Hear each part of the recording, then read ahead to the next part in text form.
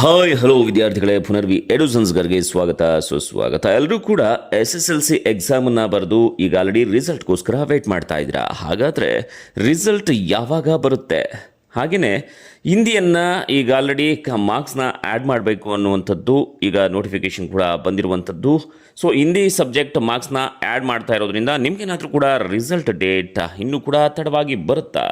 ಇದೆಲ್ಲದರ ಸಂಪೂರ್ಣ ಮಾಹಿತಿಯನ್ನು ನೋಡ್ತಾ ಹೋಗೋಣ. ಅಕಸ್ಮಾತಾಗಿ ಏನಾದರೂ ಕೂಡ ನಿಮಗೆ ಏನಾದರೂ ಡೌಟ್ಸ್ಗಳೇನಾದರೂ ಇತ್ತು ಅಂದರೆ ಕಾಮೆಂಟ್ ಸೆಕ್ಷನ್ಲಿ ಮರಿದನೇ ಕಮೆಂಟ್ ಮಾಡ್ತಾ ಹೋಗಿ. ಬನ್ನಿ ಈಗ ಹಂತ ಹಂತವಾಗಿ ನಿಮ್ಮ ಡೌಟ್ಸ್ಗಳನ್ನು ಕ್ಲಾರಿಫೈ ಮಾಡ್ಕೊಳ್ತಾ ಹೋಗೋಣ. ವಿದ್ಯಾರ್ಥಿಗಳೇ, ಈಗ ಆಲ್ರೆಡಿ ಕೋರ್ಟಿಂದ ಸ್ಟೇ ಬಂದಿರುವಂಥದ್ದು, ಆ ಜೊತೆಗೆ ಆದೇಶವನ್ನು ಕೂಡ ತಂದಿರುವಂಥದ್ದು.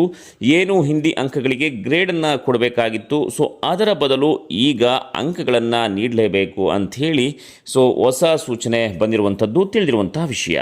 ಸೊ ಹಾಗಾದರೆ ಈಗ ನೆಕ್ಸ್ಟ್ ಮುಂಬರುವಂತಹ ಫಲಿತಾಂಶ SSLC 2025-26ರ ವಿದ್ಯಾರ್ಥಿಗಳೇನಿದ್ದಾರೆ ರಿಸಲ್ಟ್ ಬರೋದು ತಡ ಆಗುತ್ತಾ ಅಥವಾ ಹೇಗೆ?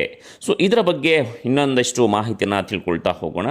ವಿದ್ಯಾರ್ಥಿಗಳೇ, ಯಾರೂ ಕೂಡ ಆತಂಕ ಪಡುವಂತೆ ಇಲ್ಲ. ಸೊ ಮೊದಲಿಗೆ ಏಪ್ರಿಲ್ 24 ಅಥವಾ ಏಪ್ರಿಲ್ 26ರ ಒಳಗೆ ನಿಮಗೆ ರಿಸಲ್ಟ್ ಫಲಿತಾಂಶ ಬರುತ್ತೆ ಅಂಥೇಳಿ ಈಗ ಆಲ್ರೆಡಿ ಶಿಕ್ಷಣ ಇಲಾಖೆಯಿಂದ ಆದೇಶವನ್ನು ಹೊರಡಿಸಲಾಗಿತ್ತು.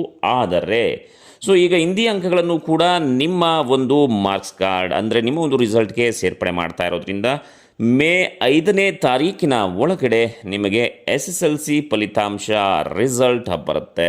ಹಾಗಾದರೆ ನಿಮಗೆ ಎಷ್ಟು ಪರ್ಸೆಂಟೇಜ್ ಬರುತ್ತೆ ಅನ್ನೋದನ್ನು ಕಮೆಂಟ್ ಸೆಕ್ಷನಲ್ಲಿ ಮರಿದನೇ ಕಮೆಂಟ್ ಮಾಡಿ.